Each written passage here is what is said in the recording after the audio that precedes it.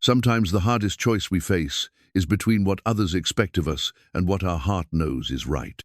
In the frontier town of Red Mesa, Josette Hale stands at the altar, about to marry a man she doesn't love to save her family from ruin. The church is packed with expectant faces, but her heart feels hollow as an old mine shaft. Then the heavy oak doors crash open with a sound like thunder. The church falls silent as every head turns toward the massive figure in the doorway. Asa Colt walks down the aisle, his boots echoing on wooden floors, until he stops right in front of the bride. "My wagon stage leaves in 5 minutes," he says, for everyone to hear, "with or without you." But when love collides with duty on the unforgiving frontier, will 5 minutes be enough to change 2 lives forever? Before we jump back in, tell us where you're tuning in from. And if this story touches you, make sure you're subscribed, because tomorrow I've saved something extra special for you. 3 hours before Asa Colt would stride through those church doors, the morning sun painted Red Mesa in shades of amber and dust. The town stretched along the valley floor like a string of mismatched beadswooden storefronts, weathered gray by desert winds, adobe houses with clay tile roofs, and the grand stone church that dominated the main square, with its bell tower reaching toward heaven like a pointed finger. Josette Hale stood before the mirror in her childhood bedroom, watching her reflection as 2 women fussed over the ivory silk dress that would seal her fate. The gown had belonged to her mother, altered now to fit Josette's slender frame, though it felt more like a burial shroud than wedding attire. Pearl buttons marched up her spine in perfect formation, each one fastened with the precision of a military drill. "Hold still, dear," murmured Mrs. Patterson, the seamstress, her mouth full of pins. "We want everything perfect for your special day." Special. The word tasted bitter as alkali water. Josette's fingers traced the delicate lace at her throat, remembering her mother's stories about this dress, about love that bloomed naturally like desert wildflowers after rain. That kind of love seemed as distant as the snow-capped mountains visible through her window. "You look beautiful, Josette." Her cousin Martha stepped back to admire their handiwork. "Mr. Blackwood is a fortunate man indeed." Fortunate. Another word that sat wrong in Josette's chest. Cyrus Blackwood was 43 years old, with silver threading his black hair and cold grey eyes that calculated profit margins instead of seeing beauty. He owned 3 railroads, 2 banks, and enough political influence to buy senators like penny candy. What he wanted now was respectability, a young wife to display at social functions and bear him legitimate heirs. What he didn't want was love. That suited him fine, since Josette had none to give. Through the window came the sounds of preparation hammers striking wood as men erected tables for the reception, the clip-clop of horses bringing guests from neighboring ranches, the excited chatter of children who saw any celebration as cause for joy. The whole town buzzed with anticipation. Red Mesa hadn't seen a wedding this grand since the territorial governor's daughter married 5 years past.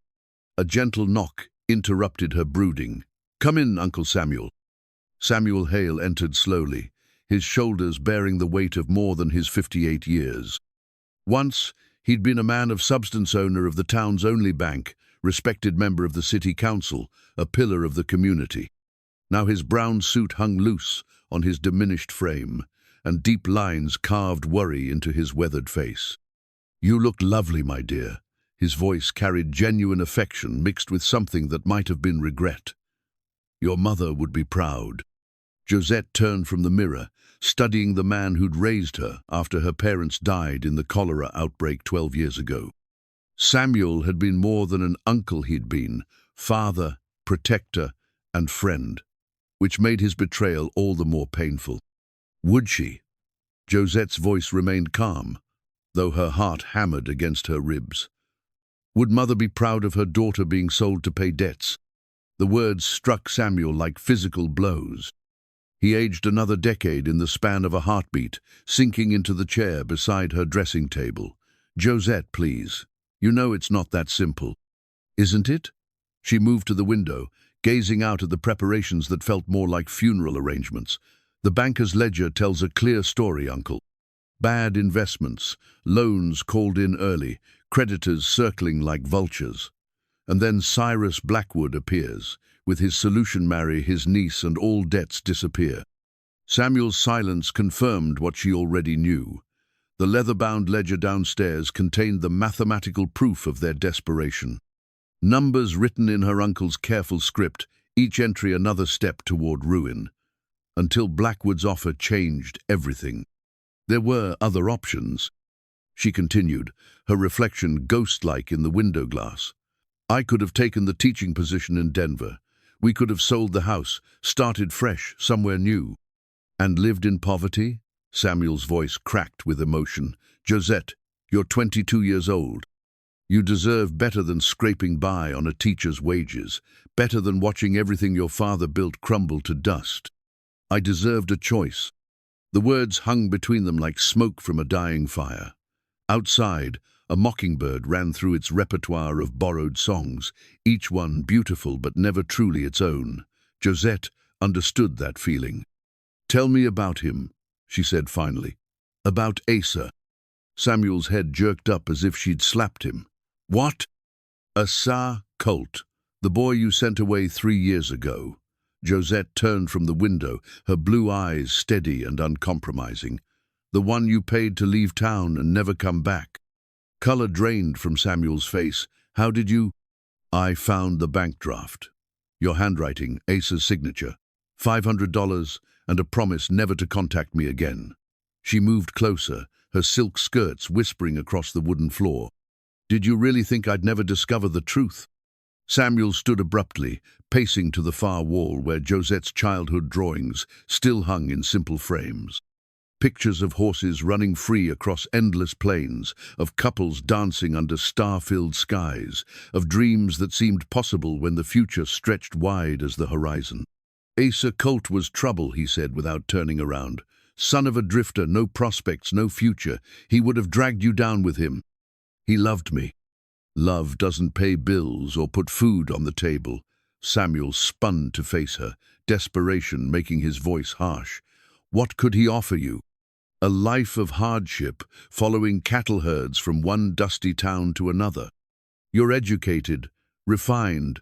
You deserve silk dresses and fine china, not cooking over campfires and washing clothes in muddy streams.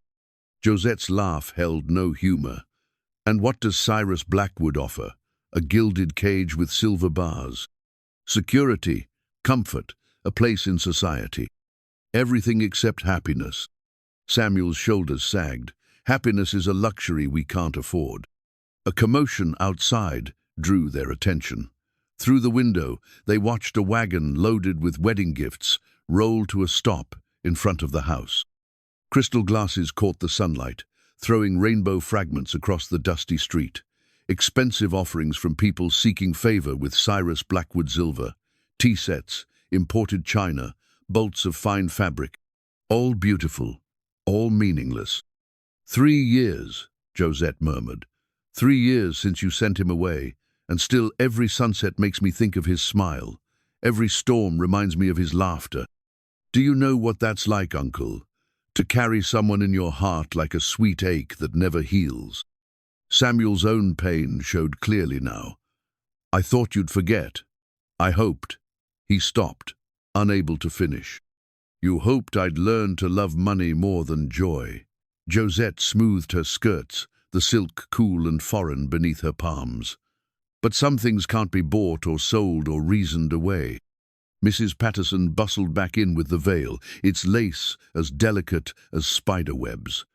Time to finish preparing, dear. The ceremony begins in 2 hours. As the older woman arranged the veil over Josette's dark hair, Samuel caught his niece's eyes in the mirror.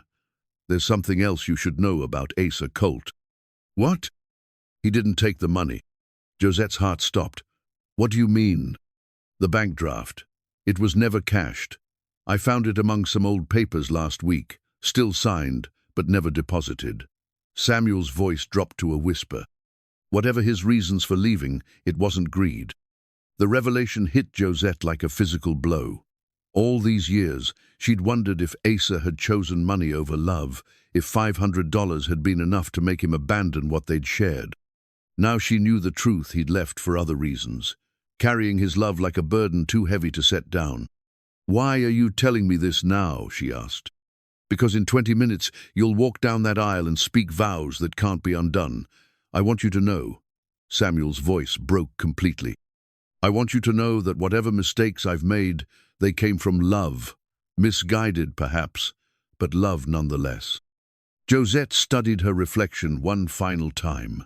The woman in the mirror looked elegant and composed, every inch the bride society expected to see. But behind her blue eyes burned something wild and untamed, something that 3 years of careful living hadn't been able to extinguish. "I forgive you, Uncle," she said softly, "but forgiveness doesn't change what must happen next." Samuel frowned. "What do you mean?" Before Josette could answer, church bells began to ring across the valley, their bronze voices calling the faithful to witness a sacred union. One by one, the sound echoed off canyon walls and mesas, returning as whispers of everything that might have been. The wedding of Miss Josette Hale to Mr. Cyrus Blackwood was about to begin. What none of them knew was that somewhere in the desert beyond town, a lone rider urged his horse toward Red Mesa, racing against time and destiny, carrying love in his heart and determination in his soul.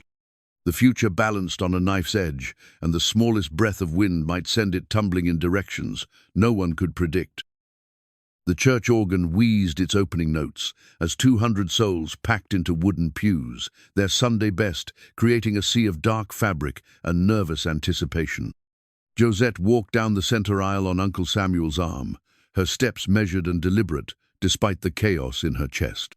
The weight of every gaze pressed against her like a physical thing. Curious neighbors, business associates of Blackwood's, ranch families who'd traveled 50 miles to witness this union of money and necessity.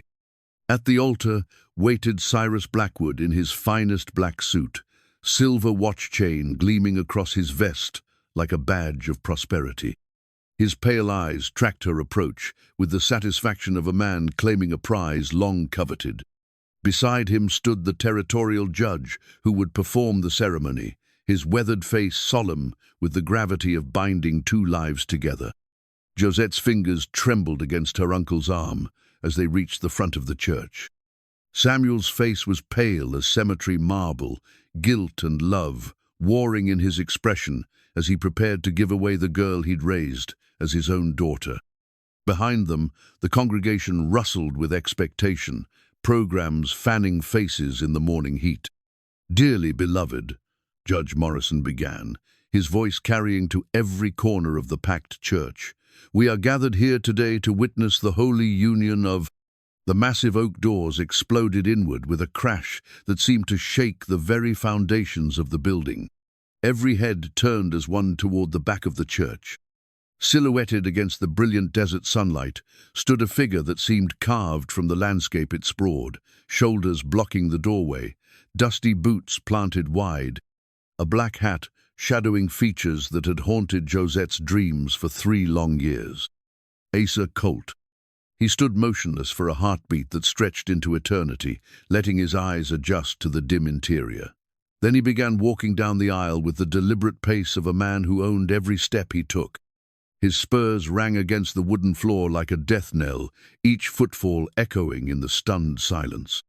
He'd grown taller in their years apart, broader through the shoulders and chest. The boy she'd known had been replaced by a man shaped by hard work and harder choices. His face bore new lines carved by sun and wind. His hands showed the calluses of labor. But his dark eyes, those eyes she'd memorized like scripture burned, with the same intensity that had once made her believe in forever. "What is the meaning of this?" Cyrus Blackwood's voice cracked with outrage. "How dare you interrupt?" Asa didn't spare him so much as a glance. His attention remained fixed on Josette as he approached the altar, stopping just 3 feet from where she stood frozen in her wedding dress. The silver pocket watch that had belonged to his father caught the light as it swayed from his vest chain, the same watch he'd shown her once, promising that someday he'd have time enough to court her properly. "Ma'am," he said quietly, touching the brim of his hat in a gesture of respect that somehow managed to ignore everyone else in the building. His voice had deepened, roughened by years of calling to cattle across vast distances, but it still carried the gentle warmth that had once made her feel like the only woman in the territory. You, Josette's voice failed her completely. 3 years of wondering, of dreaming, of trying to forget, and here he stood as real as sunrise. I know I'm late, Asa continued, his dark eyes never leaving her face. I know I should have come sooner, should have fought harder, should have never let them send me away.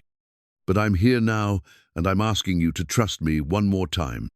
Behind him, the congregation erupted in whispers and gasps. Ladies fanned themselves frantically while men shifted uncomfortably in their seats. Some recognized Asa from his youth in Red Mesa. Others saw only a dusty cowboy disrupting proper society. All sensed they were witnessing something that would be talked about for decades. Remove this man immediately. Blackwood's face had turned an alarming shade of purple. Sheriff, where is the sheriff? The sheriff's been called away on urgent business, Asa said without turning around. Seems there was a disturbance at the silver mine. Terrible shame he couldn't be here for such a momentous occasion. Josette's mind reeled. The casual way Asa mentioned the sheriff's absence suggested this was no coincidence. He'd planned this moment down to the smallest detail, orchestrated it like a military campaign. The realization sent electricity through her veins. Josette, Uncle Samuel whispered urgently, think about what you're doing. Think about our family's future. But Josette was already thinking about the bank draft Asa had never cashed, about 3 years of sleepless nights wondering what might have been, about the choice between security and the wild freedom of following her heart across unknown territory. My wagon stage leaves in 5 minutes, Asa said, his voice carrying to every corner of the silent church. With or without you. The words hit the congregation like a physical blow. Several ladies gasped audibly. Men sat forward in their pews, sensing drama that would eclipse any dime novel. At the altar, Judge Morrison stood frozen with his mouth half open, his ceremony reduced to forgotten words. This is preposterous, Blackwood sputtered. You can't simply walk into a church and steal a man's bride. I'm not stealing anyone, Asa replied calmly. I'm offering a choice. His eyes remained locked on Josette's, speaking volumes in the language they'd developed during stolen moments 3 years past. In their depths she saw apology for his absence, promise of adventure, and love. Dear God, the love was still there, burning like a beacon in the darkness of her arranged future. Josette. Her name on his lips was both question and prayer. What do you say? The church held its collective breath. 200 souls waited for her answer, but in that moment only 2 people existed, a woman in white silk standing at the crossroads of her life, and a man in dusty trail clothes offering her the world. She thought of her mother's stories about love that bloomed naturally. She thought of the teaching position in Denver she'd been forbidden to take. She thought of Cyrus Blackwood's cold calculation and her uncle's desperate mathematics. Then she thought of trust, of choosing joy over safety, of writing her own story instead of letting others dictate the chapters. Slowly, deliberately, Josette reached up and removed the delicate lace veil from her hair. The congregation gasped as she let it flutter to the floor like a surrender flag, its intricate patterns settling against the wooden planks with barely a whisper. 5 minutes is more than enough time, she said clearly, her voice carrying to every corner of the stunned church, when you know where your heart belongs. She stepped away from the altar, away from Blackwood's shocked face and her uncle's anguished expression, away from the life that had been chosen for her. With each step toward Asa, she felt invisible chains falling away like autumn leaves. Asa's smile was like sunrise after the longest night. He offered his arm with the same courtly grace he'd shown when they were young and the world seemed full of possibilities. Shall we go see what adventures are waiting down the road? Lead the way, Mr. Colt. Together they turned toward the church doors, toward the brilliant desert sunlight and whatever lay beyond. Behind them, chaos erupted as Blackwood shouted for justice. Uncle Samuel called her name in desperate entreaty, and 200 voices rose in a cacophony of shock and speculation. But Josette heard none of it. Her world had narrowed to the solid warmth of Asa's arm beneath her hand, and the sound of their footsteps echoing in perfect rhythm as they walked toward an uncertain but chosen future. The great doors swung wide, framing them in golden light as they stepped from the shadows of expectation into the blazing reality of love reclaimed. Outside waited a wagon loaded with supplies and hitched to two strong horses, evidence of Asa's careful planning and absolute faith that she would choose him. As they climbed onto the wagon seat, the church bells began to ring not in celebration of a union blessed by society. But as an alarm sounding the end of everything Red Mesa thought it knew about proper young ladies and their place in the world. The wagon wheels cut deep tracks in the desert sand as Red Mesa fell away behind them, the church bell still clanging its frantic alarm.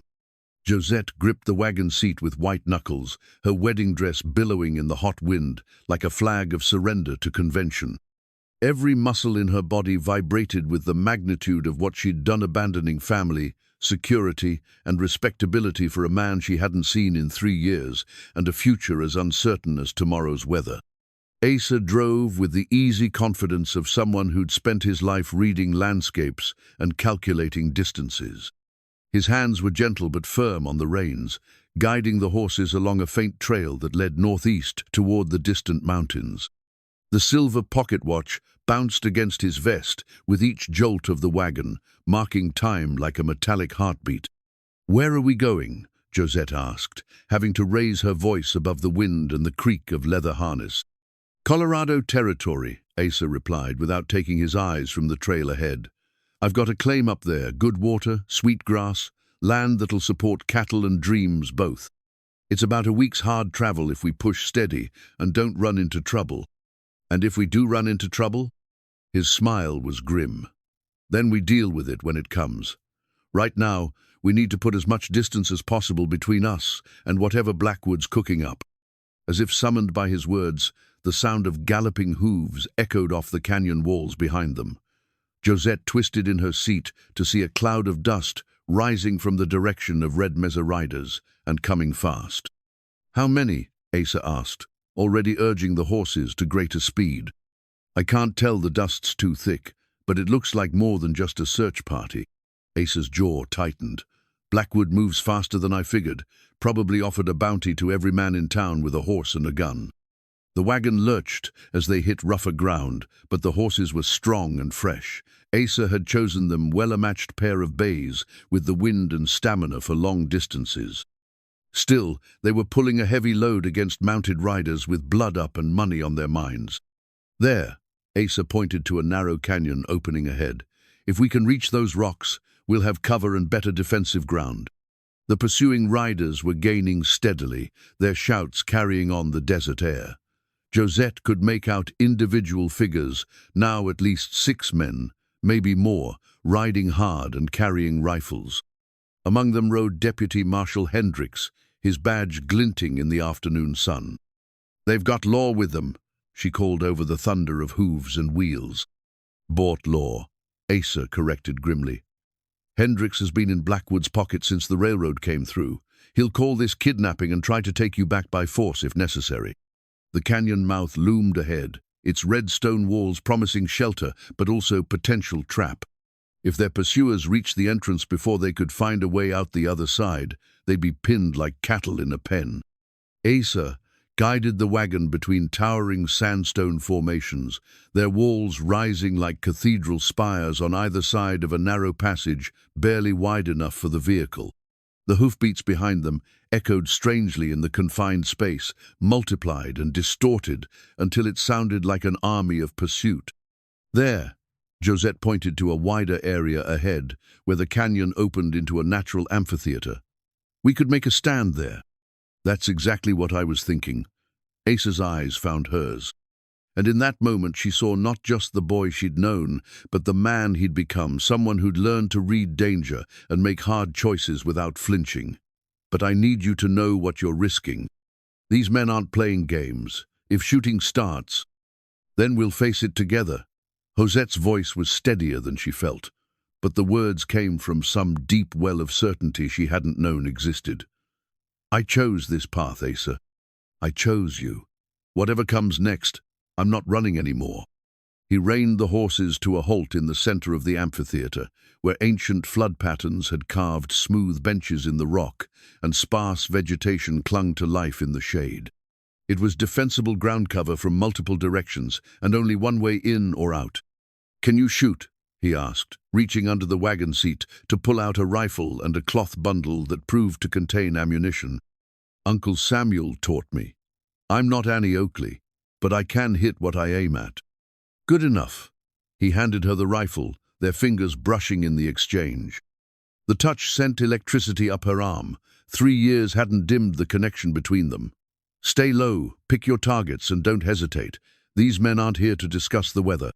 The sound of approaching horses grew louder, echoing off the canyon walls like approaching thunder. Asa positioned himself behind a fallen boulder, while Josette found cover near a cluster of barrel cacti, her white wedding dress making her feel conspicuous as fresh snow against the red rock. "Colt!" Deputy Marshal Hendrick's voice boomed through the canyon. "Come out with your hands visible and the woman unharmed. You're under arrest for kidnapping and disturbing the peace." "Nobody's been kidnapped," Asa called back. "The lady made her choice freely in front of 200 witnesses. Blackwood says different. Says you threatened her family and forced her compliance. Either way, she's coming back to face proper justice." Josette felt anger flare in her chest, the casual assumption that her choices needed male approval, that her voice in the matter carried no weight. She'd spent her whole life being told what was best for her, what was proper, what was expected. No more. "I speak for myself," she shouted, surprising both Asa and their pursuers. "I'm 22 years old and of sound mind. I chose to leave that church, and I choose to stay with Asa Colt." A moment of silence followed, then Hendrick's voice again, colder now. "Ma'am, you're obviously under duress. Mr. Blackwood's willing to overlook this temporary lapse in judgment if you come peaceful-like. Otherwise, we'll have to use force to ensure your safety." The sound of rifles being cocked echoed through the canyon. 6 men with weapons against 2 people with 1 rifle and whatever pistol Asa might be carrying. The mathematics weren't encouraging. But as Josette crouched behind the cacti, feeling the desert wind lift her dark hair and tug at her silk skirts, she realized something had changed inside her. The scared girl who'd stood at that altar was gone, replaced by a woman who'd finally claimed her own destiny. Whatever happened next, she'd face it with her eyes open and her heart free. "Your move, Hendricks," Asa called. "But understand this, we're not going back." The deputy's answer came in the form of a rifle shot that spanged off the rocks above their heads, sending stone chips flying like angry hornets. The gunfight lasted 20 minutes and settled nothing except that both sides were serious about their intentions. When the last echo faded from the canyon walls, 2 of Hendrick's men nursed wounds, while Asa sported a crease across his left shoulder that bled freely but didn't seem to slow him down. Most importantly, they'd proven that pursuing the runaway couple would cost more than Blackwood's bounty money was worth. "This ain't over, Colt," Hendricks shouted as his men helped the wounded back onto their horses. "Blackwood's got connections all the way to Denver. You'll never outrun what's coming." "Then I guess we'll have to outfight it instead," Asa called back, checking the cylinder of his Colt revolver with practiced ease. As the sound of retreating hooves faded, Josette emerged from behind the cacti to examine Asa's shoulder. The bullet had torn through his shirt and carved a shallow groove in the muscle, painful but not dangerous if kept clean. "You need tending," she said, reaching for the water barrel secured to their wagon. "It'll keep until we're farther from town." Asa's eyes remained fixed on the canyon entrance, watching for signs of renewed pursuit. "We've got maybe an hour before they regroup with more men and better planning." They climbed back onto the wagon seat, Asa wincing slightly as he gathered the reins. Josette noticed he favored his right arm now, compensating for the wound without complaint. The silver pocket watch had acquired a new dent from a ricochet, but it still ticked steadily against his vest. "Tell me about Colorado," she said as they rolled deeper into the maze of canyons and mesas. "About this land you're claiming." Asa's expression softened, the hard edges of combat giving way to something that might have been hope. It's in a valley about 2 days north of Colorado Springs. Sweet grass as far as you can see, a creek that runs year-round, and mountains all around like God's own fence posts. The previous owner died without heirs, so the territorial government opened it for homesteading. How big?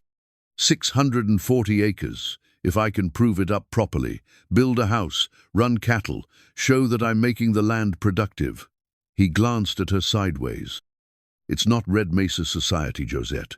It's hard country that asks everything of folks who try to tame it. I'm not afraid of hard work. The words surprised her with their conviction. A week ago, she'd been worried about choosing the right china pattern for her wedding reception. Now she was discussing cattle ranching like it was the most natural thing in the world. I know you're not, but there's a difference between knowing something in your head and living it with your hands. Asa guided the wagon around a massive boulder that had tumbled from the canyon rim centuries ago. The nearest neighbor is 8 miles away. The nearest town is a day's ride. Winter comes early and stays late, and the only law is what you make with your own 2 hands.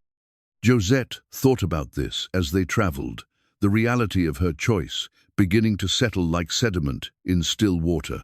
She'd traded silk dresses for homespun, china teacups for tin mugs, social calls for endless days of isolation.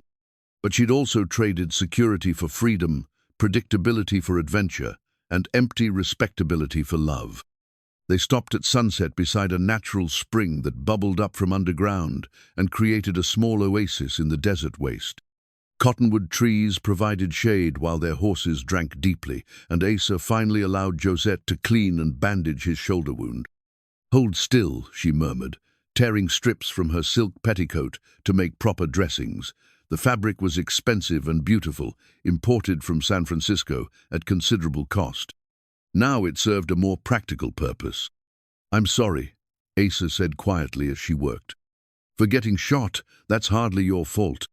For all of it. For leaving 3 years ago. For staying away so long. For dragging you into this mess." His dark eyes were serious in the firelight. "You could have had a comfortable life with Blackwood. Rich husband, fine house, respect in the community." Josette's hands stilled on the bandage. "Is that what you think I wanted?" "I thought I hoped." He struggled with the words. "I knew what I wanted, but I couldn't be sure what you wanted." Rich banker's daughter and a cowboy with more dreams than Dollarcit doesn't make sense on paper. "Then it's a good thing life isn't lived on paper." She finished tying the bandage and sat back on her heels. "Asa, I need you to understand something. I didn't run away from a bad situation. I ran towards something better. Toward you, toward us, toward the chance to build something real together." In the flickering firelight, she could see the boy she'd fallen in love with, and the man he'd become superimposed, like double-exposed photographs. The same gentle eyes, but older now, and marked by experiences she could only guess at. The same strong hands, but scarred now by rope and weather and hard work. "What happened?" she asked softly. "After you left Red Mesa, where did you go?" Asa poked at the fire with a stick, sending sparks spiraling up toward the star-filled sky. "North, mostly. Worked cattle drives, broke horses, saved every penny I could scrape together. Spent a winter in Wyoming that nearly killed me, and a summer in Kansas that made me appreciate why people fight over water rights." He reached into his vest and pulled out the silver pocket watch, its surface now bearing the fresh dent from their encounter with Hendricks. But there was something else hidden in the back of the case. Protected by glass was a small tin-type photograph of a young woman with dark hair and serious eyes. Josette's photograph, the one he'd asked for before leaving Red Mesa. "I carried you with me," he said simply. "Every mile, every job, every night under strange stars. You were the reason I kept going when everything else seemed hopeless." She reached for the watch, her fingers tracing the familiar curves of her own younger face. "Why didn't you write? Why didn't you try to contact me? What could I offer? Love and uncertainty and a future that might never come." Asa's voice was rough with old pain. "Your uncle was right about one thing you deserved better than following a broke cowboy from one temporary job to another. That wasn't your choice to make." I know that now. He closed the watch case with a soft click. Took me 3 years to realize that denying you the choice was worse than risking your rejection. Josette studied his face in the firelight, seeing the weight of loneliness and regret he'd carried. Here was her grandmother's ring, hidden in her dress pocket, the only thing of real value she'd brought from her old life. She pulled it out now, a simple gold band, set with a small diamond that had belonged to 3 generations of women who'd chosen love over convenience. "This was my grandmother's," she said, holding it so the firelight caught the small stone. "She gave it to my mother, who was supposed to give it to me on my wedding day, but it was never meant for a marriage of convenience." She held out her hand to Asa, her meaning clear. "Some choices are worth waiting for." 3 days into their journey across the high desert, the landscape began to change from redstone canyons to rolling hills covered in sage and scattered juniper. They'd been pushing hard since dawn, trying to reach the trading post at Bitter Creek before their supplies ran too low. Josette had learned to read the rhythm of travel, when to rest the horses, how to conserve water, why Asa always chose their campsites with an eye toward defense and escape. She'd also learned that love looked different under an open sky than it had in stolen moments behind her uncle's house. There was no privacy for romantic declarations, no comfort for intimate conversations. Everything was practical now, sharing warmth during cold nights, rationing food and water, taking turns standing watch while the other slept. But in the small gestures, she found something deeper than the passion of their youth, the way Asa always made sure she had the largest portion of food. How he'd quietly spread his bedroll upwind to shield her from blowing sand. The careful way he helped her up and down from the wagon, mindful of her inexperience with rough travel. "Storm coming," he said, squinting at the western horizon where dark clouds were building like an army preparing for battle. "Big one, by the look of it." Josette followed his gaze. The clouds were still miles away, but already she could see veins of lightning flickering in their depths like trapped electricity. The air had grown heavy and still, with that peculiar quality that came before violent weather. "How long before it hits us?" 2 hours, maybe 3 if we're lucky. Asa urged the horses to greater speed, though they were already showing signs of fatigue. "We need to find shelter. This country doesn't forgive folks caught in the open during a real blow." They crested a low hill and saw their salvation in the distance, a cluster of weathered buildings beside a creek that sparkled like quicksilver in the afternoon light. The trading post at Bitter Creek looked like civilization after days of empty landscape, though Josette had learned not to trust appearances in this country. "Something's wrong," Asa said as they approached. His hand moved instinctively toward the rifle propped beside his knee. "What do you mean?" "Too quiet. This time of day there should be activity. Horses in the corral, smoke from the chimney, folks moving about, but look, everything's buttoned up tight as a coffin." Josette studied the buildings more carefully. The main trading post was a long, low structure built of adobe and timber, with smaller outbuildings scattered around it like chicks around a hen. But Asa was right. No smoke rose from the chimney, no horses stood in the corral, and the windows were shuttered despite the afternoon heat. Could they have seen the storm coming and taken precautions? Maybe, but Asa's voice suggested he didn't believe it. "Stay close and keep that rifle handy. Something's got these folks spooked." They rolled into the trading post's dusty yard as the first rumble of thunder echoed across the hills. The storm was closer now, close enough that Josette could smell rain on the wind, that sweet, dusty scent that came before desert downpours. A door opened cautiously, and an elderly man emerged with a shotgun cradled in his arms. His weathered face was deeply lined, his beard more gray than black, but his eyes were sharp as cut glass. "That's far enough, strangers," he called. "State your business and move along. We're closed for the day." Asa raised his hands to show they were empty. "Easy, friend. We're just travelers looking for supplies and shelter from the storm. Got hard money to pay for what we need. Don't matter what you got, we're closed, and that's final. Bend Travers, you old fool." A woman's voice came from inside the building. "Can't you see they're just trail? Weary folks looking for help. Put that scattergun away before you hurt someone." The old man, Ben Travis, looked torn between caution and embarrassment. "Martha, you don't understand. After what happened yesterday—" "What happened yesterday?" Asa interrupted, climbing down from the wagon with his hands still visible. "Maybe we can help." "Help?" Travers laughed bitterly. "Mister, unless you're packing badges and warrants, there ain't nothing you can do about our trouble." A plump woman with steel-gray hair emerged from the trading post, wiping her hands on a flour sack apron. Her face was kind but worried, the expression of someone who'd seen too much hardship lately. "I'm Martha Travers," she said, "and this suspicious old goat is my husband Ben. We run this post, or we did until yesterday when our troubles caught up with us." "What kind of troubles?" Josette asked, climbing down from the wagon despite the uncertain welcome. Martha's eyes took in Josette's travel-stained wedding dress with understanding that needed no explanation. The kind that comes with hired guns and legal papers. Railroad companies been pressuring folks all along this route to sell their land for next to nothing. Those who won't sell have been having accidents. "What kind of accidents?" Asa's voice had gone quiet and dangerous. "Wells poisoned, buildings burned, cattle shot and left to rot." Ben Travers spat in the dust. "Yesterday, they sent 3 men to make us a final offer. When I refused, they said we had 1 week to reconsider before things got unfriendly." Thunder crashed overhead, closer now, and the first fat raindrops began to fall. The horses snorted nervously, sensing the approaching storm in ways humans could only guess at.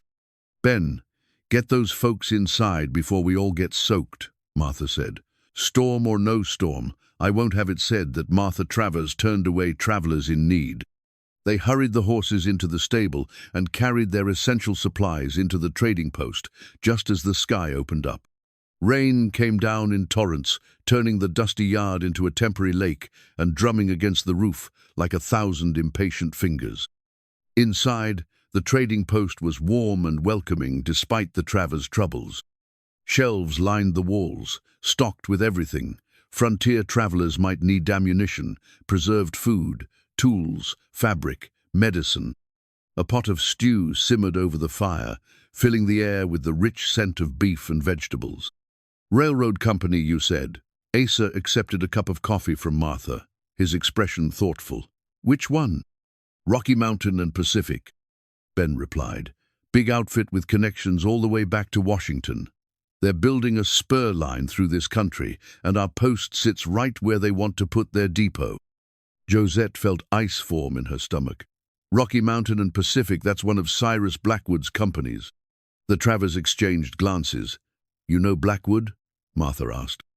"He was supposed to be my husband," Josette said simply, "until 3 days ago when I ran away with Asa instead." Ben whistled low. "Well, that explains a few things. Word came through yesterday on the telegraph Blackwood's offering a $1,000 reward for information leading to your return. Dead or alive, though he'd prefer alive." The words hit Josette like a physical blow. $1,000 was more money than most frontier folks saw in a year. It would turn every stranger into a potential threat, every trading post into a possible trap.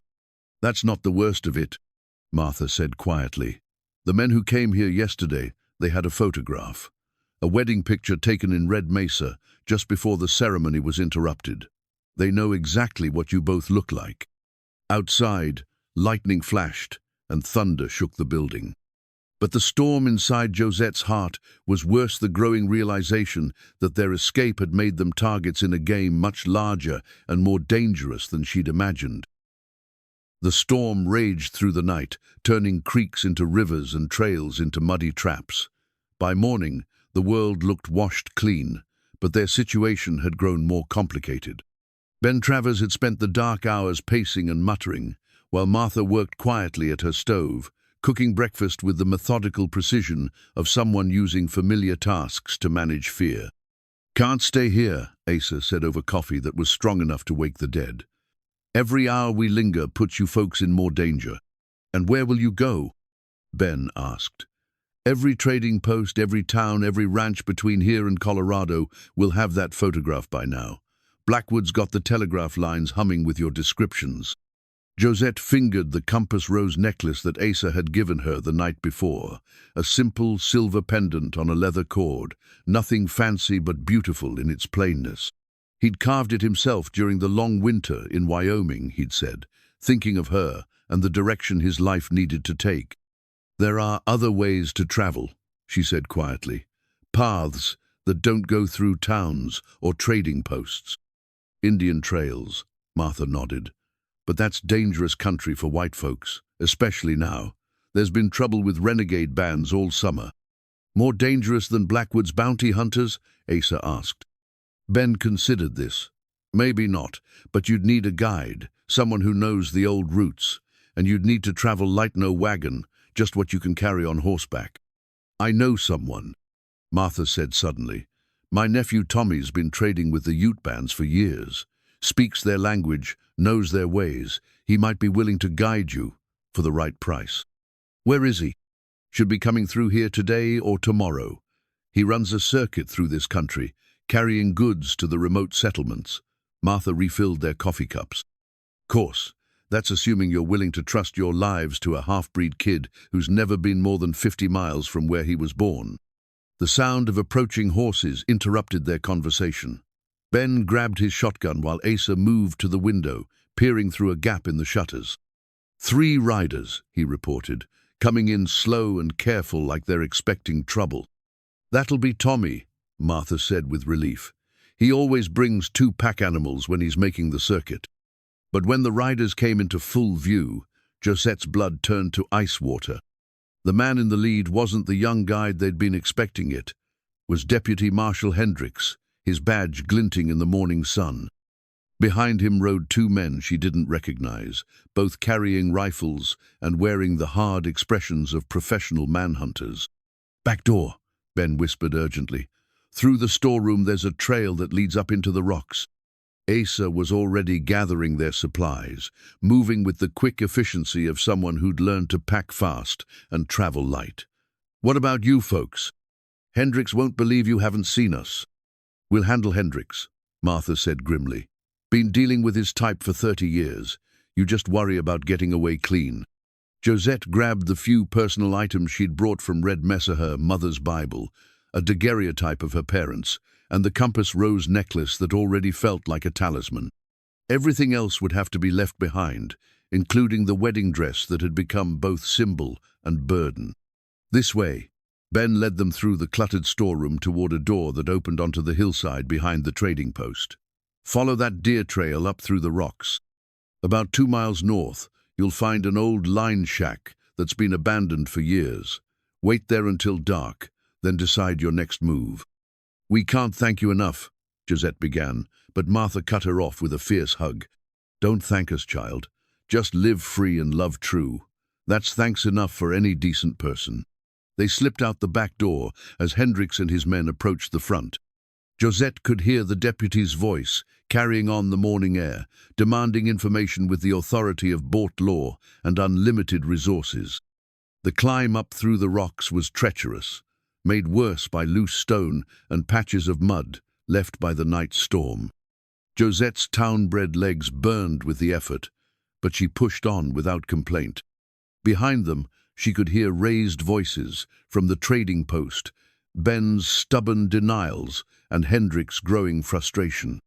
They reached the line shack just as a gunshot echoed from below. Asa grabbed Josette's arm, his face pale with concern for the people who'd helped them. "We have to go back," she said, "if they're hurt because of us." "Then going back won't help them," Asa said firmly. "All we can do now is make sure their sacrifice means something." The line shack was a single room built of logs and chinked with mud, designed to shelter cowboys during roundup season. It was empty now except for a broken chair and some old horse tack, but it offered concealment and a view of the trail they'd followed.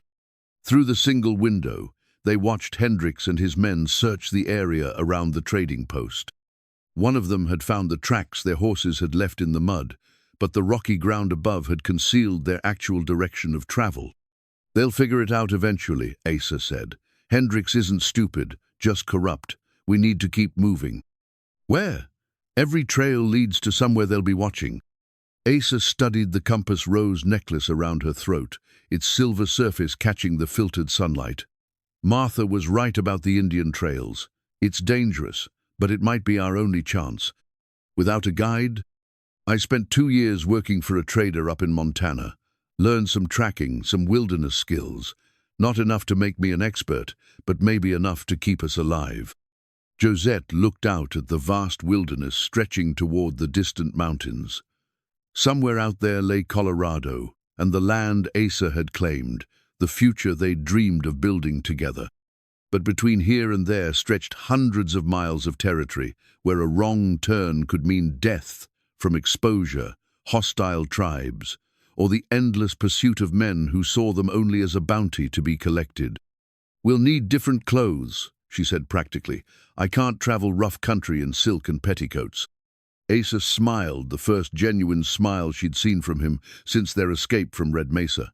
"There's a trunk in the corner that might have something useful. Cowboys sometimes leave extra gear in these shacks." The trunk yielded treasures. A pair of wool pants that would fit Josette with some adjustment, a cotton shirt that had seen better days but was still serviceable, and a worn leather vest that would provide protection from thorns and weather. Most importantly, there was a second compasson old brass instrument that still pointed true north. As Josette changed into her new traveling clothes, she caught sight of herself in a broken mirror propped against the wall.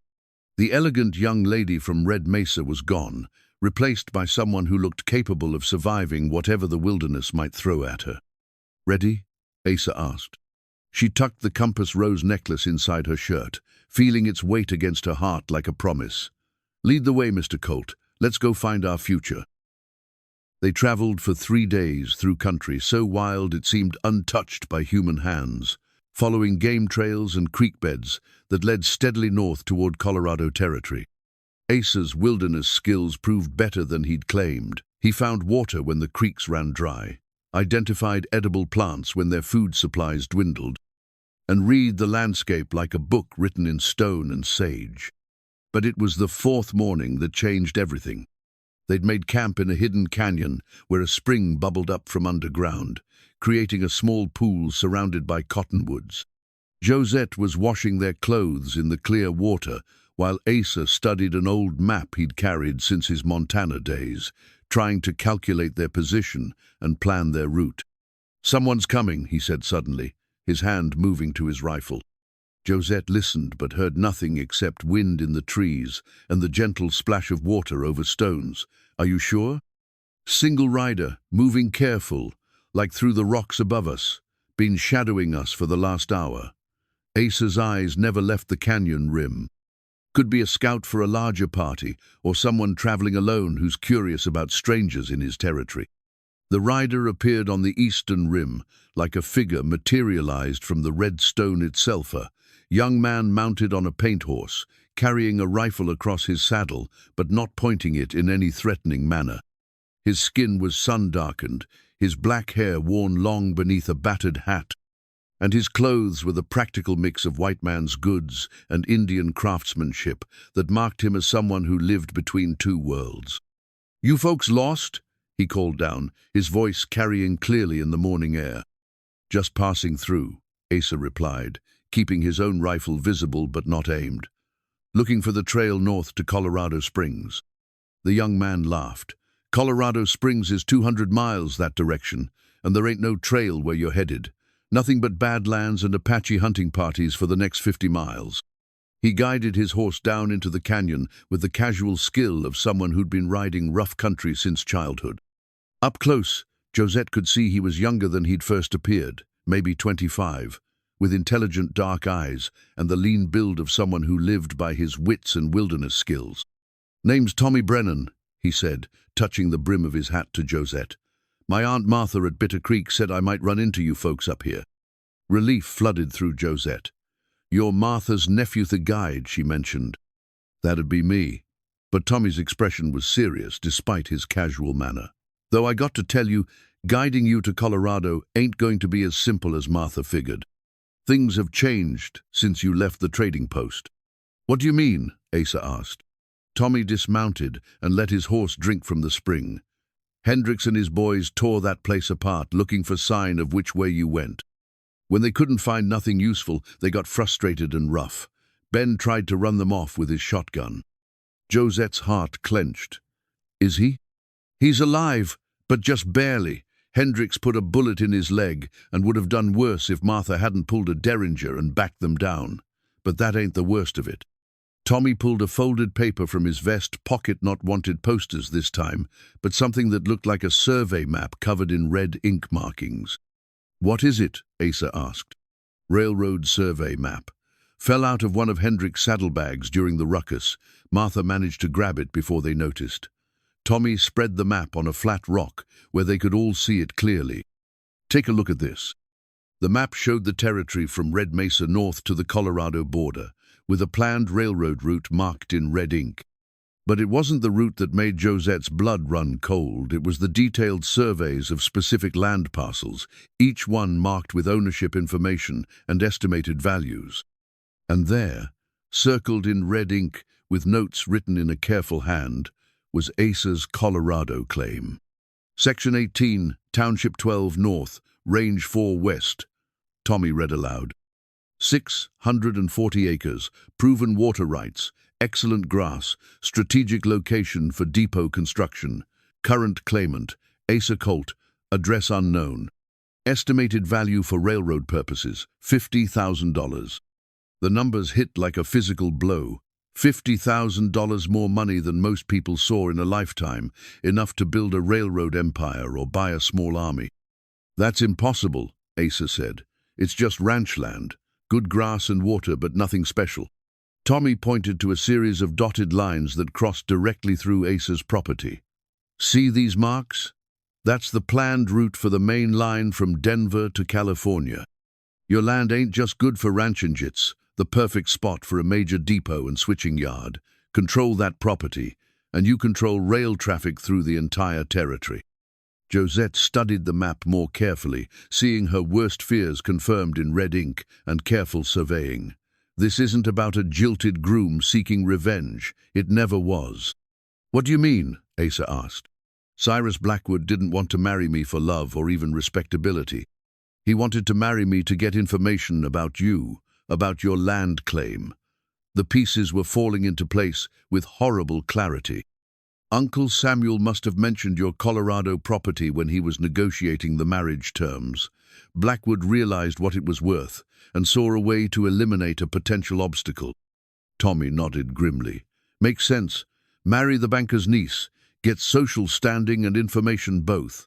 When you ran off with Colt instead, he had to switch to more direct methods. The bounty, Asa said slowly. It was never about bringing Josette back. It was about making sure I never reached Colorado to file my claim. Dead or alive, Josette whispered, remembering Martha's words. He'd prefer alive, because then he could force you to sign over the land rights.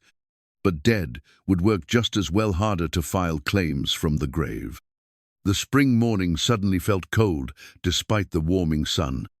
They'd been running from what they thought was personal vendetta, but they'd actually stumbled into the middle of a corporate war over land rights worth a fortune. There's more, Tommy said reluctantly. According to this map, Blackwood's company has been buying up property all along the planned route. Sometimes legitimate purchases, sometimes through intimidation and violence. Your land is the last major piece they need to control the whole corridor. Asa stood and paced to the edge of the spring, his reflection fractured by the moving water. So what are our choices? Keep running forever, or go back and fight a railroad baron with unlimited resources? There might be a third option, Tommy said. The Territorial Land Office in Colorado Springs. If you can get there and file your final claim papers, establish legal ownership, then Blackwood can't just take the land by force. He'd have to go through the courts, and that would take years. And if we can't reach Colorado Springs? Tommy folded the map carefully. Then Blackwood wins. He gets the land, the railroad gets built, and you two become footnotes in someone else's success story. Josette picked up a smooth stone from beside the spring and turned it over in her hands, feeling its weight and texture. Such a small thing, but it had been shaped by forces beyond imagination, water and wind and time itself. Now she and Asa faced forces just as vast and impersonal, but they had something the stone didn't, the power to choose their own fate. "How long to reach Colorado Springs?" she asked. 2 weeks if we push hard and don't run into trouble. A month if we have to dodge bounty hunters and railroad agents the whole way. And the chances of making it without being caught or killed. Tommy's honest eyes met hers. Maybe 1 in 3, if we're smart and lucky both. Asa returned from the spring's edge, his decision already made. Then we'd better be the smartest and luckiest folks this territory has ever seen. Josette smiled, feeling something fierce and wild rising in her chest. "When do we leave?" "Now," Tommy said, already moving toward his horse. "Every hour we delay gives Blackwood more time to position his people between us and Colorado Springs. If we're going to do this thing, we need to do it fast and quiet." As they broke camp and prepared for the most dangerous part of their journey, Josette touched the compass rose necklace beneath her shirt. It pointed steadily north, toward their dreams and the land that was worth more than they'd ever imagined. The question now was whether they'd live long enough to claim it. The final approach to Colorado Springs took them through country that seemed designed by a malevolent god to test human endurance. Rocky passes where a single misstep meant death, desert stretches where water was more precious than gold, and always the constant awareness that somewhere behind them, professional killers followed their trail with the patience of wolves. Tommy proved to be everything Martha had promised, and more. He knew every waterhole, every game trail, every place where travelers could find shelter from both weather and pursuit. More importantly, he understood the delicate politics of a territory where white settlers, Mexican ranchers, and various Indian tribes created a shifting web of alliances and hostilities. "Smoke ahead," he said on their 13th day, pointing toward a thin column rising from the valley below. "That's Colorado Springs. We made it." But Asa's expression remained grim as he studied the terrain through an old spyglass he'd carried since his Montana days. Made it to the outskirts anyway. Getting into town and filing those papers is going to be the hard part. He was right. Even from this distance, they could see riders positioned at strategic points around the settlementmen, who sat their horses with the casual alertness of sentries, watching every trail that led toward the territorial land office. "Blackwood's people?" Josette asked. "Has to be. Probably been here for days, waiting for us to show up." Tommy accepted the spyglass and made his own survey of the situation. "I count at least 8 men in position to watch the main approaches. Could be more we can't see from here." They made camp in a grove of aspens that provided concealment while they planned their approach. Asa's father's rifle lay across his knees, its worn wooden stock polished smooth by generations of careful hands. The weapon had belonged to his grandfather before that, carried through Indian wars and cattle drives, always maintained in perfect working condition. Now it might be called upon to defend dreams as well as lives. "Tell me about the land office," Asa said to Tommy. "Layout, security, the kinds of people who work there." "Single-story building on Main Street, right next to the bank. Territorial clerk named Morrison handles most of the filings, honest man, but nervous as a cat in a thunderstorm. There's usually a deputy marshal around during business hours, but he's more concerned with drunks and thieves than land disputes." "What about back entrances, other ways to reach Morrison without going through the front door?" Tommy scratched his chin thoughtfully. "There's an alley behind the building, but it's narrow and easy to watch. Better might be to create some kind of distraction, draw attention away from the land office while you slip in and file your papers." "What kind of distraction?" Josette asked. "Something loud and attention-getting, but not so dangerous that innocent folks get hurt." Tommy's eyes held a spark of mischief that reminded Josette of her own childhood pranks. "I've got some ideas, but they'd require perfect timing and a fair amount of luck." As the sun set behind the mountains, painting the sky in shades of rose and gold, they refined their plan. It was risky to the point of being foolhardy, dependent on split-second timing and the assumption that Blackwood's men would react predictably to chaos. But it was the only chance they had. Once we start this thing, there's no going back, Asa warned. If something goes wrong, if we get separated, don't try to rescue anyone else. Just get to that land office and file those papers. And if you don't make it, Josette's voice was steady, but her eyes betrayed her fear. Then you file the claim in your own name. As my intended wife, you'd have legal standing to homestead the property. Asa reached into his pocket and pulled out a folded documentis, original land claim papers, signed and notarized back when the future seemed simpler. I've already added your name as co-claimant. Whatever happens tomorrow, that land will be legally yours. Josette took the papers with hands that trembled slightly. The documents represented everything they'd risked their lives, for not just land, but the freedom to build something together without interference from men who saw human dreams only as obstacles to profit. There's something else, she said quietly, something I should have told you days ago. Both men looked at her with questioning eyes. I'm not completely helpless in a fight. Uncle Samuel didn't just teach me to soothe, taught me to think tactically. After my parents died, he was determined that I'd never be defenseless if trouble came calling. She pulled a small derringer from her boot, its pearl handle gleaming in the firelight. I know it's not much compared to rifles and 6 guns, but up close it's as deadly as anything. Asa stared at her with a mixture of admiration and surprise. You've been carrying that this whole time. I've been carrying a lot of things this whole time. Fear, determination, love. She met his eyes across the flickering flames. And the absolute certainty that I'd rather die free with you than live safely without you. Tommy cleared his throat diplomatically. Speaking of safety, we should probably try to get some sleep. Tomorrow's going to be a long day, and we'll need all our wits about us. They bedded down under the stars, taking turns on watch as they had every night since leaving Red Mesa. But sleep came hard, and when it did come, it was filled with dreams of gunfire and pursuit, of legal documents signed in blood, and of a future that balanced on the edge of a knife. Josette woke before dawn to find Asa sitting beside the cold ashes of their fire, his father's rifle across his knees and his eyes fixed on the distant lights of Colorado Springs. In the pre-dawn darkness, he looked younger somehow, more like the boy she'd fallen in love with years ago. Having second thoughts? She asked softly. Third and fourth thoughts. This plan has more ways to go wrong than right.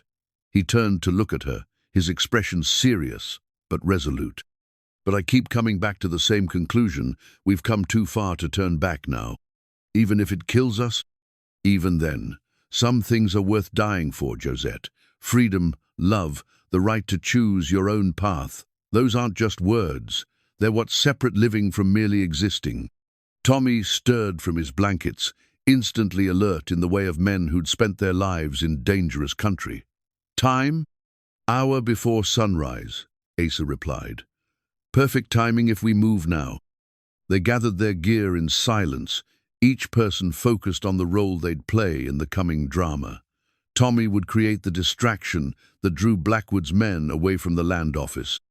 Asa would provide cover and backup, using his rifle to keep enemies at bay, while Josette made her way to file the claim papers. It was a plan that required courage, timing, and more than a little luck. But as they prepared to ride down into the valley where their fate waited, Josette felt a strange sense of peace settle over her. Whatever happened in the next few hours, she'd made her choices freely and followed her heart without compromise. The compass rose necklace hung warm against her throat, its silver surface catching the first rays of dawn as they mounted their horses and began the descent toward Colorado Springs. Behind them lay hundreds of miles of desert and mountains, weeks of hardship and pursuit, a trail marked by the blood of good people who'd helped strangers in need. Ahead lay the territorial land office and the legal documents that would make their dreams real if they could reach them alive. Ready? Tommy asked, his young face serious with the weight of responsibility. Ready. Asa and Josette replied in unison. They rode down from the mountains as the sun painted the eastern sky in shades of hope and promise. 3 people against impossible odds, carrying the future in their hearts and the past at their backs. In 1 hour, they would either be landowners with a legal claim to their dreams, or they would be dead. Either way, they would face it together. The distraction began at precisely 8 o'clock in the morning, when Tommy Brennan rode into Colorado Springs leading a packhorse loaded with what appeared to be stolen goods from a recent Indian raid. He made sure to approach from the south, drawing the attention of every one of Blackwood's watchers as he shouted warnings about Apache war parties and missing cavalry patrols. "Massacre at Willow Creek," he yelled, his voice carrying across the dusty main street. "Whole wagon train wiped out. Armies forming up a relief column." The effect was instantaneous. Men poured out of saloons and shops, some seeking news, others preparing to defend the town. More importantly, 4 of Blackwood's sentries abandoned their positions to investigate this new threat, leaving gaps in their surveillance that Asa and Josette could exploit. They moved like shadows through the back alleys of Colorado Springs, using buildings and wagons for concealment as they worked their way toward the land office. Josette carried the claim papers tucked inside her shirt, the documents that would make their dreams legal if they could just reach the territorial clerk alive.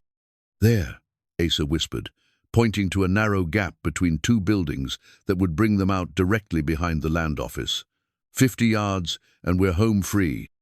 But as they prepared to make their final dash, a familiar voice called out from the street behind them. "Well, well, if it isn't the runaway bride and her cowboy lover." They turned to find Cyrus Blackwood himself, standing in the mouth of the alley, flanked by 2 professional gunmen whose hands rested casually on their weapons. The railroad baron looked exactly as Josette remembered: cold grey eyes, expensive clothes, and an air of absolute certainty that money could solve any problem. "Hello, my dear," Blackwood said to Josette with mock courtesy. "I do hope you've enjoyed your little adventure in primitive living. I'm sure you're ready to return to civilization now." "I'm exactly where I belong," Josette replied, her hand moving toward the derringer in her boot. "I think not. You see, this romantic escapade has caused me considerable inconvenience. Damaged my reputation, cost me money, complicated my business dealings." Blackwood's voice remained conversational, but his eyes were ice cold. "I'm afraid I can't allow it to continue." "The lady's made her choice," Asa said, his hand drifting toward his gun. "Time for you to accept it and move on." Blackwood laughed. "Choice? My dear boy, choice is a luxury reserved for people with power, people like me. You're nothing but a broke cowboy with delusions of grandeur, and she's a foolish girl who needs guidance back to proper behavior." "And the land?" Josette asked. "What about the $50,000 in railroad development you're trying to steal?" For the first time, Blackwood's composure cracked slightly. "I see you've been doing some detective work." "Yes, your boyfriend's little ranch is worth considerably more than he imagined. But that doesn't change the fundamental equation. I have the resources to take what I want, and you don't have the power to stop me." One of his gunmen shifted position, trying to get a better angle for a clear shot. Asa noticed the movement and adjusted his own stance, his hand now hovering inches from his Colt revolver. "Funny thing about power," Asa said calmly. "Sometimes it comes down to who's willing to risk everything for what they believe in." Pretty words, but bullets don't care about noble sentiment. Blackwood nodded to his men. "Kill the cowboy. Take the woman alive if possible, but don't let her reach that land office." The moment stretched taut as a bowstring. 3 armed men facing 2 people whose only advantages were desperation and love. Then Josette did something that surprised everyone. She laughed. "You know what your mistake was, Cyrus?" she said, pulling the derringer from her boot with lightning speed. "You assumed I was the same helpless girl who stood at that altar in Red Mesa." She fired twice in rapid succession, not at the gunmen, but at a stack of wooden crates behind them. The sound of splintering wood was followed immediately by the angry buzz of disturbed hornets, dozens of them, boiling out of a nest that had been hidden in the cargo. Chaos erupted as the gunmen found themselves under attack by insects that showed no respect for expensive clothes or professional reputations. In the confusion, Asa drew his pistol and put a bullet through the shoulder of the nearest hired killer, spinning him around and sending his weapon flying. "Run!" he shouted to Josette. laying down, covering fire as Blackwood's remaining gunman tried to bring his rifle to bear, despite the hornets swarming around his head. Josette sprinted toward the land office's back door, the claim papers clutched against her chest like a shield. Behind her, she could hear gunshots and shouting, the sounds of a fight that would determine everything they'd worked for. The back door was locked, but desperation gave her strength she didn't know she possessed. She threw her shoulder against the wooden panel, felt it give slightly, then hit it again with everything she had. The door burst open just as a makeshift wedding ring, fashioned from a bent horseshoe nail, caught the morning light on her finger. Asa's promise, given during their flight across the desert, that their love would be forged strong under pressure. Josette burst through the back door of the territorial land office to find herself face to face with a startled clerk who dropped his coffee cup at her sudden appearance. Papers scattered across his desk as he jumped backward, his eyes wide with shock at the dusty, armed woman who'd just broken into his normally quiet office. "Don't move," she said, pointing her empty derringer at him with hands that shook from adrenaline. "I need to file a land claim, and I need to do it right now." "Ma'am, proper procedure," the clerk stammered, his thin face pale with confusion. "My name is Josette Hale, and this is a legal homestead claim for Section 18 Township, 12 North, Range 4 West." She slammed the documents onto his desk, the papers that represented everything she and Asa had risked their lives to preserve. "I demand you process this filing immediately." Outside, the sounds of the gun battle continued. She could hear Asa's voice shouting orders to Tommy, the crash of overturning furniture, and the angry buzz of hornets that had turned a calculated confrontation into pure chaos. The clerk's nameplate read, H. Morrison stared at the documents with the horrified fascination of a man watching his quiet world collapse into violence and disorder. "Ma'am, there are procedures forms to fill out, fees to pay, verification requirements." "The fees are right there." Josette pointed to the gold coins Asa had included with the papers every cent they'd saved for this moment. "And as for verification, I'm standing right here verifying that this claim is legitimate." Morrison's hands trembled as he picked up the documents, his clerk's training warring with his basic survival instincts. "But ma'am, there's gunfire outside. Shouldn't we wait until—" "If we wait, I'll be dead and you'll be out of a job." Josette moved closer to his desk, her voice dropping to an urgent whisper. "Do you know who Cyrus Blackwood is?" "Of course. He owns the Rocky Mountain and Pacific Railroad." "And do you know what he does to people who stand in the way of his business interests?" She gestured toward the sounds of violence filtering through the walls. "That's him out there, trying to kill the rightful owner of land he wants to steal. If he succeeds, how long do you think it'll be before he decides that territorial clerks who've seen too much are also obstacles to be removed?" The color drained from Morrison's face as understanding dawned. His hands moved with sudden urgency, pulling out official forms and reaching for his pen. Name of claimant, Asa Colt and Josette Hale, joint ownership. Description of property. Section 18, Township 12 North, Range 4 West. 640 acres, with proven water rights. Morrison scribbled frantically, his pen scratching across the official forms with desperate speed. Outside, a window shattered, and someone screamed in pain. The sounds of combat were getting closer. Improvements made to the property, boundary markers established, water sources surveyed, grazing areas identified. Josette was making up details now, but they sounded official enough to satisfy a terrified clerk who just wanted to complete the transaction and survive the day. Duration of residence. 6 months continuous habitation. Another lie, but Morrison was too frightened to question it. A bullet crashed through the front window, embedding itself in the wall above their heads. Morrison yelped and ducked behind his desk, but his hands never stopped moving across the paperwork.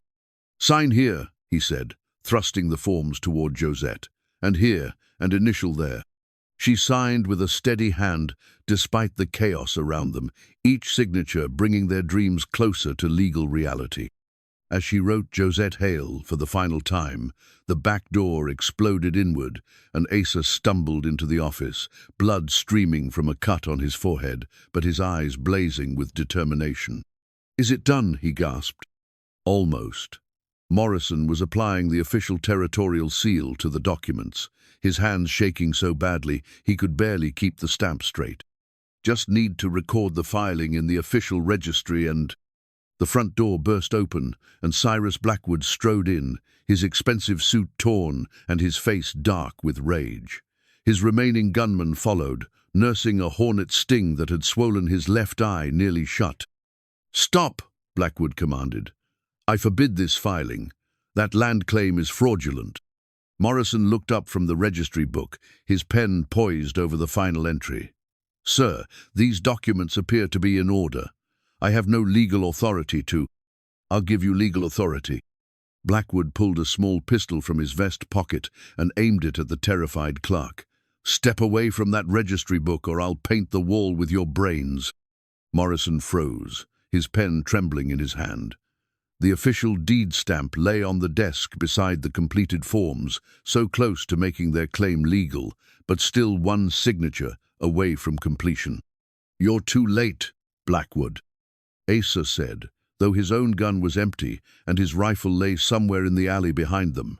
"The papers are signed, the fees are paid, and the claim is filed." "Not until it's recorded in the official registry," Blackwood snarled. "And that's not going to happen." But he'd forgotten about Tommy Brennan, who chose that moment to crash through the front window in a shower of glass and wood splinters. The young guide rolled to his feet with a cavalry saber in his hand, apparently liberated from some unlucky soldier during the earlier chaos. "Surprise!" Tommy grinned, his blade catching the morning light as he faced Blackwood's remaining gunman. The hired killer spun toward this new threat, giving Asa the opening he needed. He lunged across the office and tackled Blackwood around the waist, sending both men crashing into the wall. The railroad baron's pistol discharged harmlessly into the ceiling, raining plaster down on the struggling forms below. Morrison needed no further encouragement. His pen flew across the registry book, recording the claim with the desperate speed of a man who'd seen too much violence for one morning. "Filed!" he shouted. "Official as of—" he consulted his pocket watch. 8:47 in the morning, July 15th. He slammed the deed stamp down on the final document with a sound like a judge's gavel, and suddenly the room fell silent, except for the heavy breathing of exhausted combatants. Blackwood pushed himself up from the floor, his expensive clothes torn and his dignity in ruins. "This isn't over," he said, but his voice lacked its earlier conviction. "I have lawyers, political connections, influence, and we have legal ownership," Josette interrupted, holding up the stamp deed that made their claim official. "Recorded in the territorial registry and witnessed by a government official. Try to steal our land now, and you'll be fighting the law itself." Tommy lowered his saber, grinning at the railroad baron's discomfort. "Funny how different things look when the law's on the other side, ain't it?" Blackwood's remaining gunman had quietly slipped out through the broken window, apparently deciding that his employer's money wasn't worth facing federal charges for interfering with legal land claims. The railroad baron found himself alone, outnumbered, and for the first time in his adult life, completely outmaneuvered. "You think this changes anything?" he said, but his bluster rang hollow in the destroyed office. "I'll find other ways to get what I want."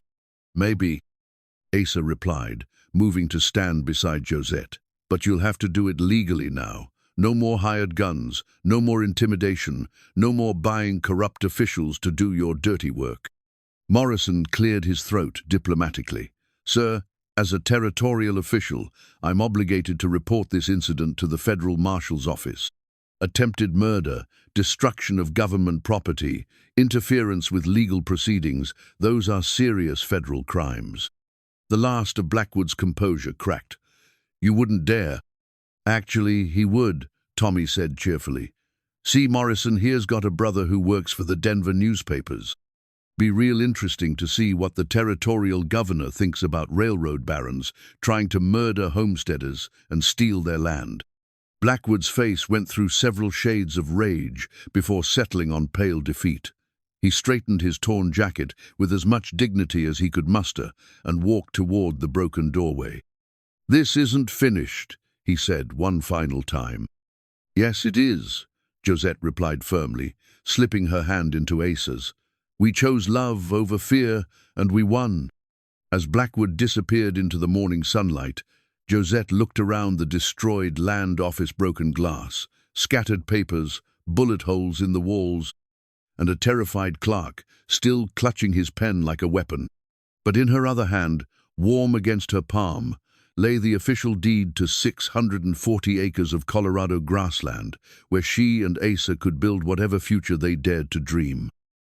6 months later, Josette stood in the doorway of their half-built cabin, watching Asa guide their new plow horse through the rich Colorado soil. The morning air was crisp with the promise of autumn, and golden aspen leaves danced on the breeze like scattered coins. Their first crop of winter wheat was already sprouting in neat green rows, a testament to the fertility of land that had been worth killing for. The hand-built cabin door behind her was rough-hewn pine, fitted with leather hinges and secured with a wooden latch Asa had carved during the long evenings when winter storms kept them inside. It wasn't fancy, but it was theirs, the first thing they'd built together on their own land, solid and weatherproof and filled with the kind of contentment that money couldn't buy. "Coffee?" she called, and Asa waved acknowledgement without stopping his work. The plow turned the earth in long, dark furrows that would feed them through the coming winter and provide seed money for expanding their small operation. As she poured coffee from the pot that always seemed to be brewing on their wood stove, Josette reflected on how much had changed since that desperate morning in the Colorado Springs land office. The legal battle with Blackwood had continued for months, conducted through lawyers and court filings rather than guns and hired killers.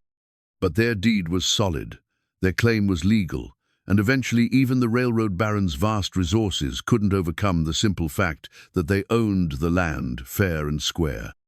The railroad had been built anyway, but on a route that curved around their property rather than through it. Blackwood paid handsomely for an easement to cross one corner of their land, money that had allowed them to buy proper farming equipment and start building the future they'd dreamed of. "Ma'am?" A voice from the yard interrupted her thoughts. "Mrs. Colt?" She stepped outside to find a young man on horseback, dusty from travel and holding a leather mail pouch. The weekly mail delivery was one of the few connections they maintained with the outside world, bringing news from family and friends scattered across the territory.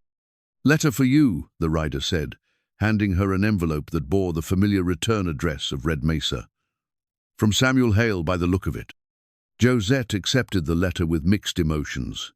She'd written to Uncle Samuel several times since settling in Colorado, trying to repair the relationship that had been damaged by his attempt to arrange her marriage. His responses had been polite but distant, the correspondence of a man who loved his niece but couldn't quite forgive her for choosing her own path. "Thank you, Billy," she said to the mail rider. "Will you stay for coffee?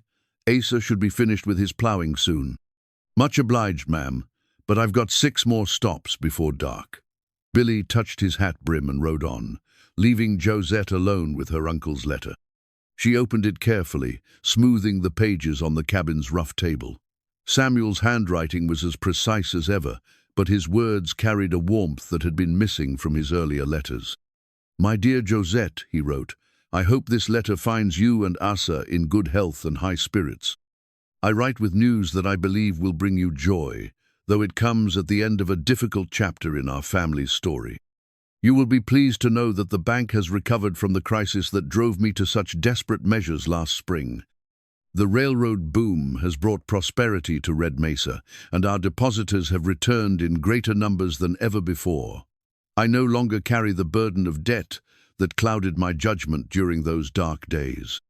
More importantly, I have come to understand that my attempts to secure your future through marriage to Cyrus Blackwood were not only wrong but deeply hurtful to someone I love dearly. A man should not choose security over happiness for his daughter, even when that choice comes from a place of genuine concern.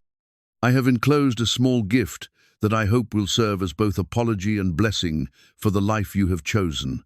It belonged to your grandmother, then to your mother, and now it rightfully belongs to you. May it remind you that love freely given is worth more than all the gold in Colorado territory. I remain, as always, your devoted uncle and friend, Samuel Hale.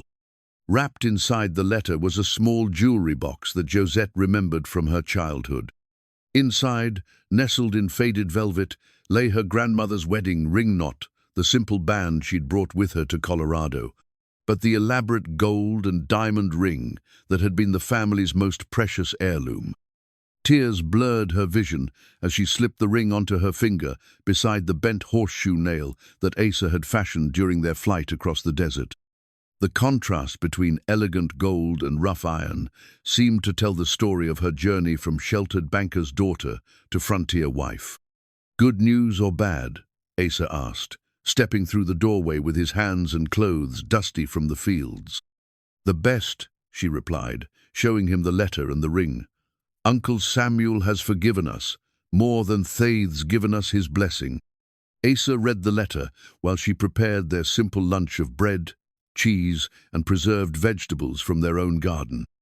When he finished, he looked up with a smile that still made her heart race after all these months. "Feels good to have family peace restored," he said. "Your uncle's a good man who made bad choices under pressure. Can't fault him for loving you enough to worry about your future." They ate lunch on the cabin's small porch, looking out over land that stretched to the horizon in every direction. Their nearest neighbors were 8 miles away, but loneliness had never been a problem. They had each other, they had work that gave their lives meaning, and they had the daily satisfaction of building something lasting together. "Any regrets?" Asa asked, following her gaze across their valley. Josette considered the question seriously. She thought about the comfortable life she'd abandoned in Red Mesa, the social position she'd forfeited, the security she'd traded for uncertainty. Then she looked at her husband's weathered hands and kind eyes, at the cabin they'd built with their own labor, at the endless sky that promised adventures yet to come. "Only one," she said finally. "What's that?" "I regret that it took me so long to realize that the hardest choices are usually the right ones." Asa leaned over to kiss her, his lips warm against hers as the Colorado wind whispered through the aspen trees. Somewhere in the distance, their horses grazed peacefully in grass that belonged to no one but them. The wagon stage had left Red Mesa 6 months ago, carrying 2 people toward an uncertain future.